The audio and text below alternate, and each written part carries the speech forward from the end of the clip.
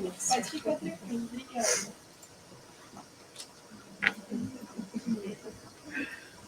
Obrigada, pessoal. Obrigada. De ficar tranquila que eu não tenho apresentação, vou só fazer uma fala bem breve, até porque eu fico com o desafio de fechar essa mesa aqui e ver se eu consigo ainda pensar em alguma coisa para contribuir com as estratégias que os colegas apresentaram. Fiquei muito feliz de ouvir Laura, Lu e Fran sobre as várias iniciativas e frentes de atuação que a gente tem trabalhado juntas em muitas delas. E aí eu queria compartilhar com vocês hoje o que eu preparei, casou de ser exatamente o gancho que a Fran deixou, que é justo as coisas que dizem respeito à DPF 1207, que é essa ADPF nova, que foi protocolada em fevereiro desse ano, como uma resposta, enfim, a uma série de coisas que Laura também comentava, né, sobre essa inquietação do movimento feminista de tentar ser propositivo, depois de um ano de 2024, que a gente foi muito bem sucedida, como Laura comentou, de barra retrocessos, né? Acho que a campanha Criança Não é Mãe é um exemplo disso, é uma evidência de que o movimento feminista foi bem sucedido em barrar esses retrocessos, e aí sempre vem a pergunta: o que fazemos agora? Como vamos adiante propondo coisas novas? Laura foi muito acertada em mencionar a resolução do CONANDA, e a gente também, o que eu queria trazer para vocês hoje é que talvez a DPF 1207 seja uma dessas respostas. E aí, o outro motivo que eu escolhi falar sobre isso aqui hoje foi um pouco também atendendo à provocação do título do evento, né, que é Aborto Legal Além da Lei, e é justo tentar pensar como que o aborto, além de legal, ele é presente, ele é concreto, ele está na vida das mulheres. Né? E essa aqui é um pouco a ideia dessa DPF de ampliação do cuidado.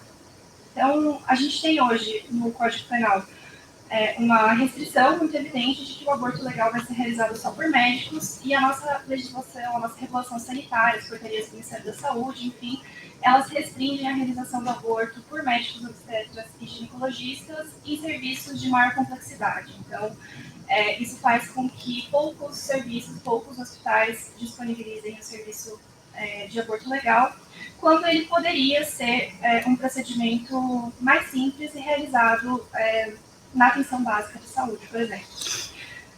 A gente diz isso porque se existiu em algum momento do Código Penal, lá de 1940, um motivo para que o aborto fosse restringido aos profissionais médicos, esse motivo não existe mais, né? Se lá no começo do século XX, 1940, quando essa lei foi pensada, falar que o aborto seria realizado só por médicos é uma forma de evitar, talvez, práticas inseguras, talvez proteger a mulher, enfim, não sei.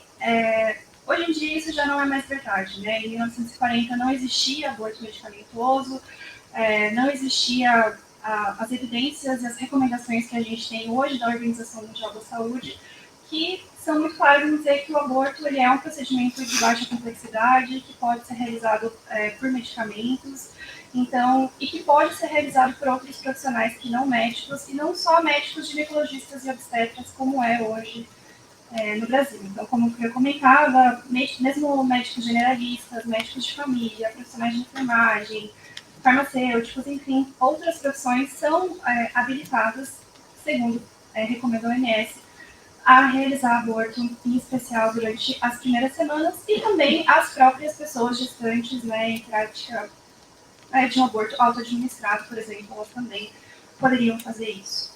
Então, é isso que dizem hoje as evidências em saúde, é isso que diz a OMS, e é também o que se faz em muitos países. Né? Então, inclusive, uma contribuição muito interessante na clínica de direitos humanos, junto com o NESID, no âmbito da DPF 1207, foi lançar uma nota pública de apoio à ação, explicando e evidenciando uma série de experiências internacionais em que isso é feito. Né? Então, na ação, a gente menciona alguns, né, como a França, a África do Sul, o Nepal e alguns estados norte-americanos que já têm essa prática de realização do aborto por outros profissionais, e isso é bem sucedido.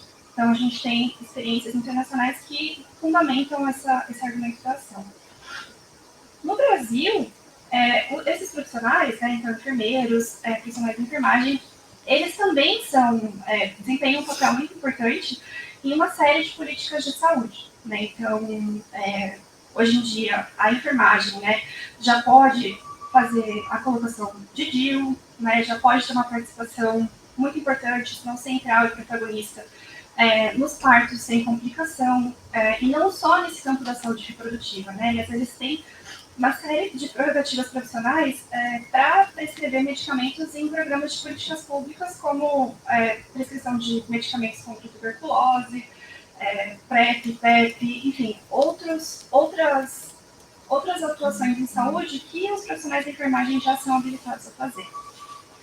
Então, além disso, né, além de uma experiência internacional, além dessa capacidade, dessa regulamentação da profissão de enfermagem para atuar em outros cuidados de saúde, a gente também tem o SUS, né, no Brasil, que é uma ferramenta fantástica para a gente fazer com que o cuidado em saúde chegue na ponta, né, chegue nos lugares onde as pessoas mais precisam dele. Então, a gente tem os níveis de atenção em saúde, entre eles a atenção básica, e a gente já tem essa ferramenta, a gente já tem isso organizado. Somos um dos poucos países do mundo que tem um sistema de saúde organizado tal como o SUS é. E o que a gente reflete nessa ação é que a gente imagina que todo esse arcabouço pode ser posto em favor da implementação do aborto legal, para que ele seja real na vida das mulheres. Né? Então, a atenção básica em saúde ela é capilarizada, ela está presente nos municípios, ao contrário de hospitais e serviços de maior complexidade que não estão. E por isso, enfim, são um dos principais obstáculos que as meninas, mulheres, pessoas que já estão mais vulneráveis enfrentam para acessar o aborto legal. Então, é um pouco essa a problemática que a gente enfrenta, né? O quanto a lei do Brasil, a regulação sanitária do Brasil está defasada em relação a todos esses fatores. E o e o resultado é esse que a Laura e a Lu apresentaram, né? Esse cenário absurdo de violação, de restrição ao direito ao aborto legal, em que um número escandaloso de crianças é forçada à maternidade todos os anos, naquilo que, inclusive, uma série de organismos internacionais já considerou como uma forma de tortura, né? Então, você levar adiante uma gravidez nessas condições é completamente uma forma de tortura, e é isso que a gente faz quando a gente inviabiliza o aborto legal nesses casos. Então, considerando todos esses fatores e todas essas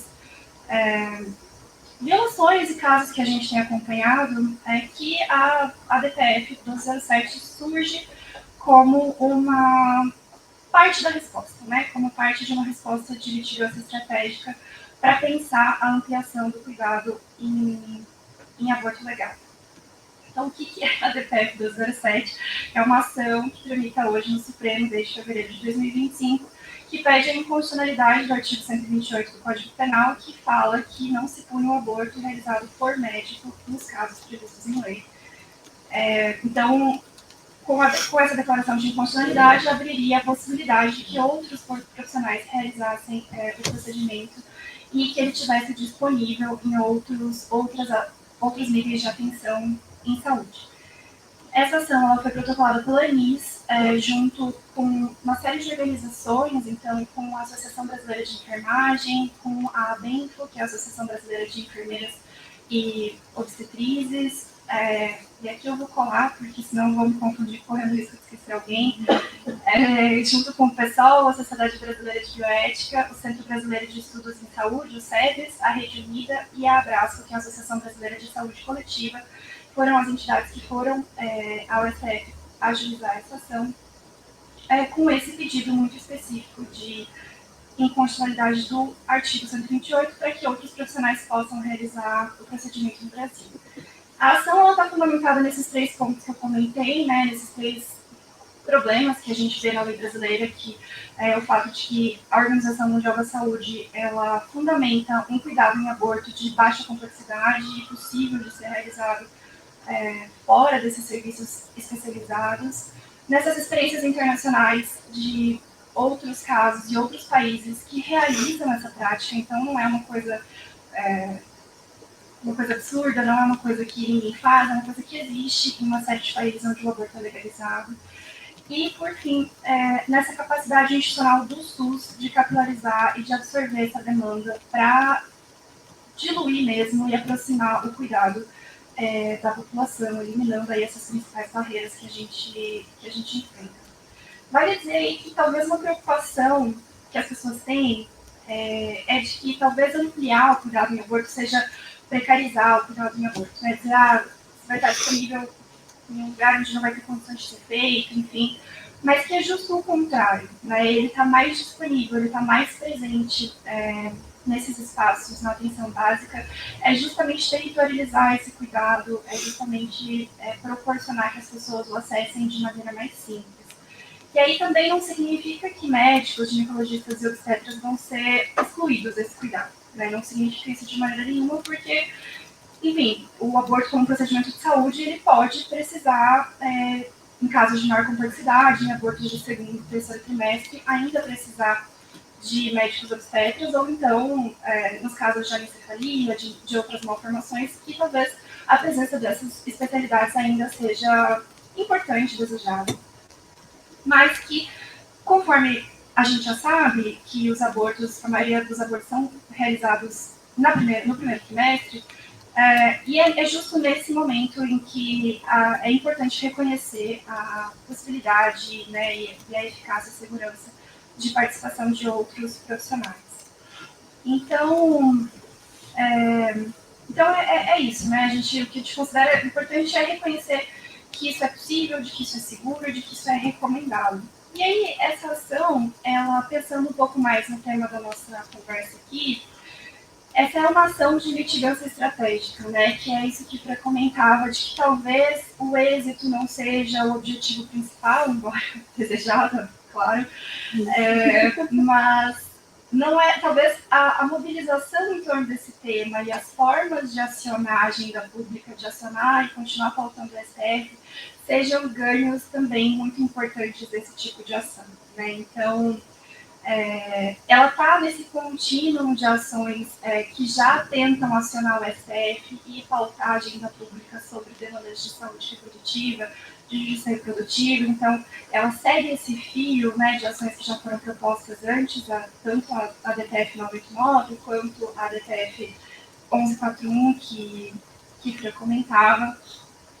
Então, a gente está falando de uma continuidade de ações de litigância estratégica que vão buscar por diferentes vias, por diferentes perguntas que são feitas à corte, formas de viabilizar e de tornar o aborto legal concreto, né, de atualizar a lei brasileira. E aí isso é também como comentei no início, é também uma forma de, que isso é uma característica na minha percepção da litigância estratégica, né? Ela é não só uma continuidade das ações do STF, mas ela é um resultado, produto de um coletivo de ações que é sempre feita, elaborada, em coletividade pelo movimento feminista, por organizações, enfim, como é também uma resposta e uma continuidade da campanha Criança Não é Mãe. Então, junto com a resolução do CONANDA, junto com outras ações que são desenvolvidas e pensadas dentro desse grande coletivo de pessoas que é o movimento feminista, são formas importantes de pautar a agenda pública e de dar continuidade a esse debate, fazendo perguntas novas, perguntas diferentes para o STF e para a agenda pública, enfim, ter essa mudança de percepção.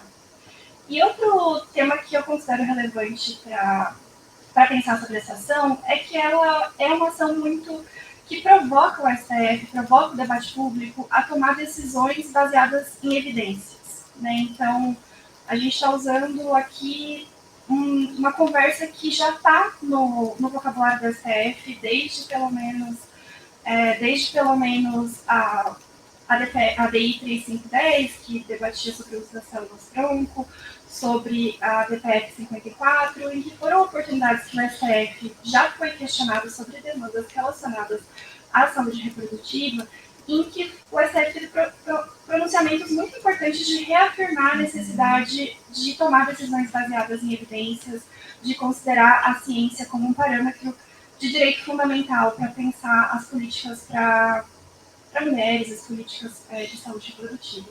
Então, ela segue esse fio também da importância de fundamentar as respostas da corte nas evidências e na ciência. Isso foi também uma pauta importante na DPF 846, que foi uma DPF também. Todas essas três DPFs foram propostas também com suporte técnico da ANISA, assim como a DPF 1207, e essa específica da 846 foi sobre a vacinação de mulheres gestantes e puérperas durante a pandemia de Covid. E esse é um exemplo que eu acho muito interessante de trazer, porque ela foi uma ação que ela foi julgada improcedente por conta de requisitos formais ali no acionamento da corte, mas ela foi muito bem sucedida em pautar o debate público, em trazer esse tema da vacinação de mulheres gestantes e puérperas para o debate público. Ela contribuiu muito para que esse tema das evidências fosse reforçado dentro da corte e talvez contribuiu para o movimento ali de retomada da vacinação por outras vias. Né? Então, acho que esse é um exemplo muito interessante de falar sobre litigância estratégica e sobre o que a gente comentava antes, de que talvez o êxito não seja o ganho primordial, mas que todo o processo ele também é relevante. E aí é isso que eu queria fechar dizendo isso, né? Que as ações constitucionais, elas são processos vivos, né? Elas são processos de participação social, de que os posicionamentos públicos e a atuação dos amigos da corte, dos amigos de curi, tornam esse processo cada vez mais vivo, cada vez mais democrático, cada vez com maior participação social. E aí a gente tem vários exemplos disso, né?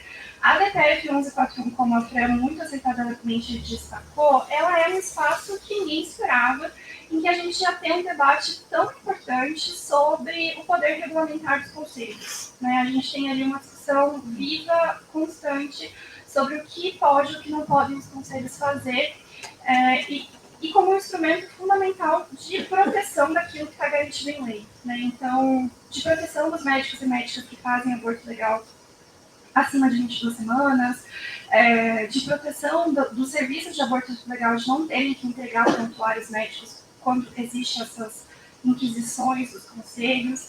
Então, a DPF 1141, para nós, mostra muito sobre o quanto essas ações são vivas e o quanto elas têm esse potencial de continuar pautando uma agenda pública e continuar servindo para proteger o que está previsto em lei. E aí tem outras coisas também, como na 989, essa nota técnica do Ministério da Saúde, que tem uma série de posicionamentos importantes ali da pasta, né, sobre limite de tempo gestacional, que não existe, objeção de consciência, enfim, uma série de posicionamentos importantes ali da pasta estão dentro dessa ação.